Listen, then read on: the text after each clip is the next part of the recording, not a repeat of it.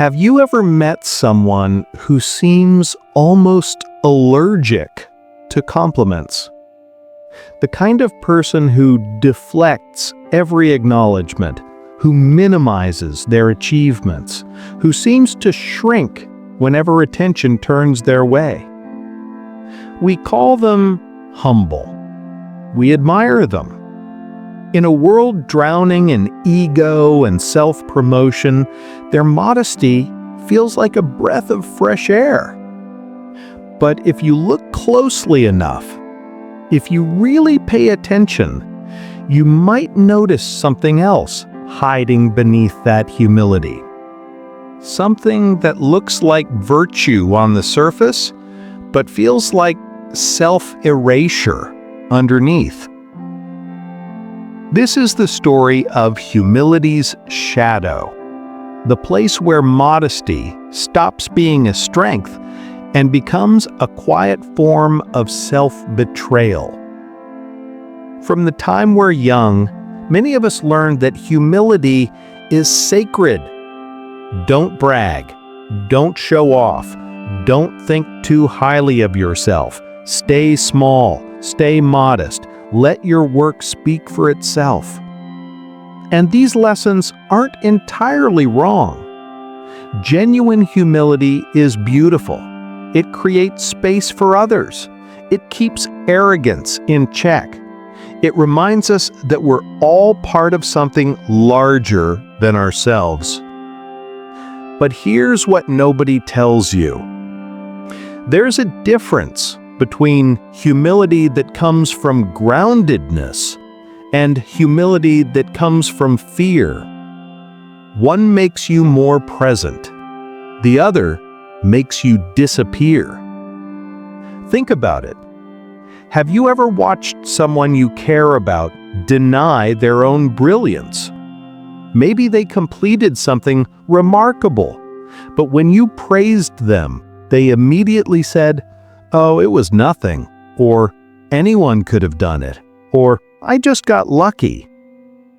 At first, it seems charming, refreshing even. But when it happens over and over, when every compliment is deflected, every achievement minimized, every strength denied, something starts to feel off.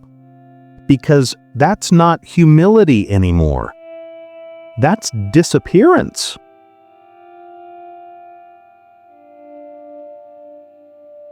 Psychologists have studied this phenomenon.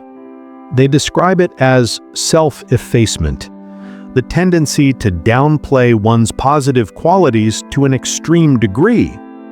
And while modesty is generally viewed as pro-social, excessive self-effacement correlates with lower self-esteem, higher anxiety, and difficulty advocating for oneself in crucial moments. Here's the paradox. The person who refuses to acknowledge their worth isn't usually protecting others from their ego. They're protecting themselves from visibility. Because visibility is terrifying when you've learned that being seen means being judged, criticized, or envied. So they hide behind humility like armor. But let me ask you something. What happens to a child who is punished for pride? Who is told that confidence is arrogance? Who learns that celebrating themselves means they're selfish, vain, or full of themselves? That child doesn't just learn humility, they learn shame. They learn that their light is too bright, that their joy is too loud, that their very existence takes up too much space. And so they begin to dim themselves. Not because they're naturally modest, but because they're terrified of being too much. This is where humility becomes self-betrayal. Now, let's open a curiosity loop here, because this pattern doesn't just live in childhood, it follows people into adulthood, into careers, into relationships. And it shows up in ways that most people never connect to their so-called humility. The talented employee who never asks for a raise because they don't want to seem greedy. The artist who refuses to share their work because they don't want to appear self-promotional. The partner who downplays their needs because they don't want to be a burden. On the surface, these look like humble choices, but underneath, they're acts of self-abandonment dressed up as virtue. Because here's the truth. When you refuse to acknowledge your value, you're not being humble. You're asking the world to overlook you.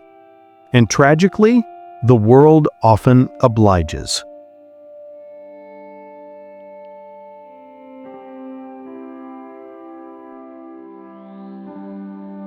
When someone praises them, their nervous system interprets it as danger.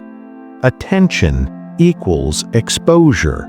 Exposure equals vulnerability. And vulnerability to them feels like annihilation. So they deflect, they minimize, they disappear back into the safety of smallness.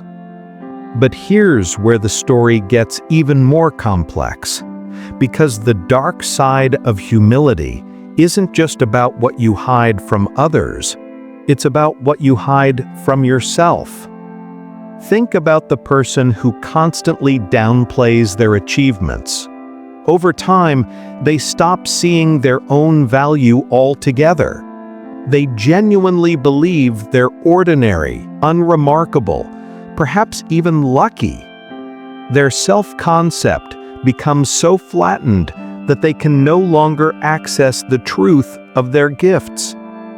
This is what psychologists call impostor syndrome, the persistent belief that you're a fraud despite evidence of competence. And while impostor syndrome affects many people, it thrives most powerfully in those who've weaponized humility against themselves. Let's pause here and reflect. If you've ever felt this, if you've ever smiled and said, "It was nothing," when someone praised something that cost you everything, if you've ever felt your stomach tighten when attention turned your way, you're not broken. You're not defective. What you're experiencing is the natural consequence of a world that taught you that your bigness was dangerous. But here's where nobody tells you about true humility. True humility doesn't make you small. It makes you real. True humility says, "Yes, I worked hard. Yes, I have gifts. Yes, I'm proud of what I've created. And I also know I didn't do it alone. I stand on the shoulders of those who came before me. I'm grateful for the doors that opened. I'm aware of my blind spots." That's humility, not self-erasure, not denial, not hiding. Humility with wholeness. But the false humility, the kind born from fear, says something entirely different. It says, "I don't deserve recognition. I'm not that special. Anyone could do what I do. Please don't look at me too closely, because if you do, you'll see I'm not enough." And that's not humility. That's self-betrayal.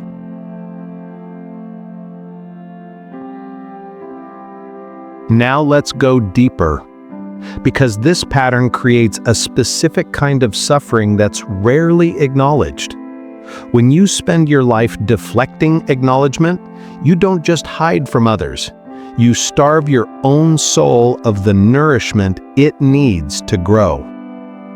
Research in positive psychology shows that the ability to receive positive feedback is essential for building resilience and self-efficacy.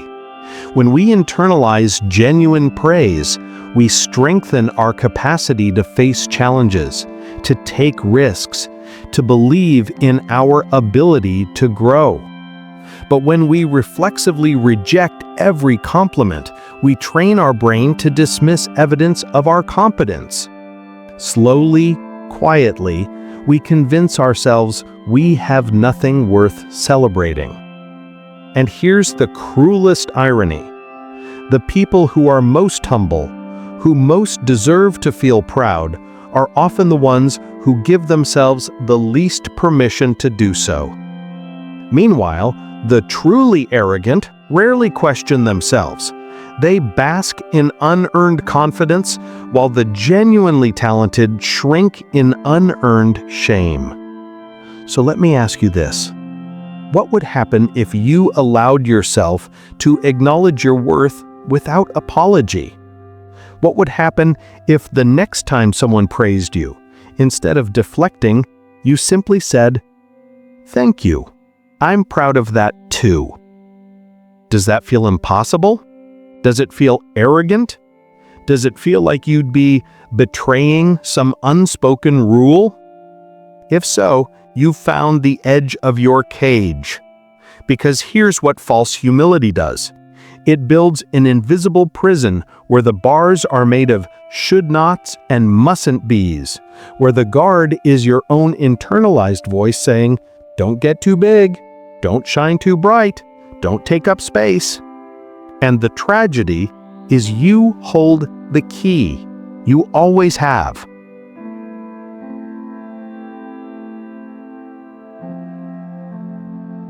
But leaving the cage requires something that feels counterintuitive. It requires permission.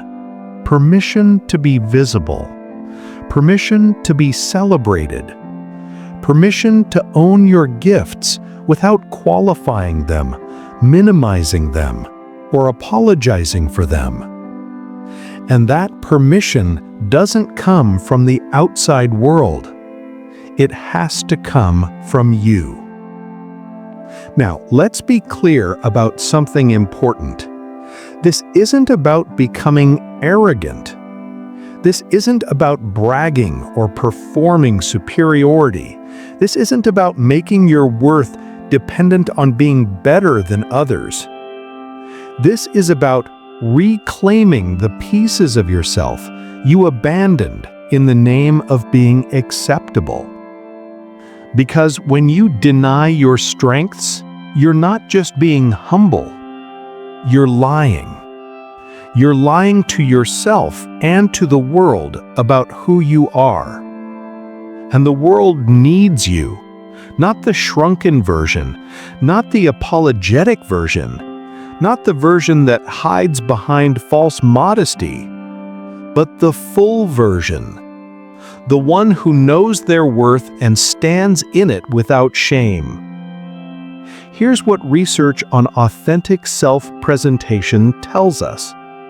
People who can acknowledge their strengths while remaining grounded actually create deeper connections than those who self-efface. Why? Because authenticity invites intimacy. When you show up honestly, when you own your gifts and your flaws with equal honesty, you give others permission to do the same. False humility doesn't create connection. It creates distance. Because no one can truly know someone who's constantly hiding. So where does this leave us? Perhaps with an invitation to examine the places where your humility has become a hiding place. To notice the moments when you deflect, not out of groundedness, but out of fear. To ask yourself, am I being humble? Or am I betraying myself? Because the journey out of false humility isn't about becoming someone new. It's about remembering who you were before the world taught you to shrink. It's about learning to say, yes, I did that. Yes, I'm proud. Yes, I'm talented. And yes, I'm still learning. Yes, I'm still growing. Yes, I'm grateful for help along the way. That's wholeness. That's integration. That's the kind of humility that doesn't erase you. but includes you. And maybe that's the ultimate truth about humility.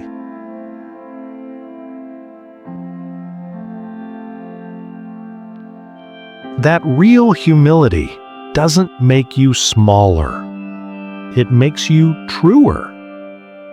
It doesn't hide your light. It simply reminds you that your light exists alongside everyone else's.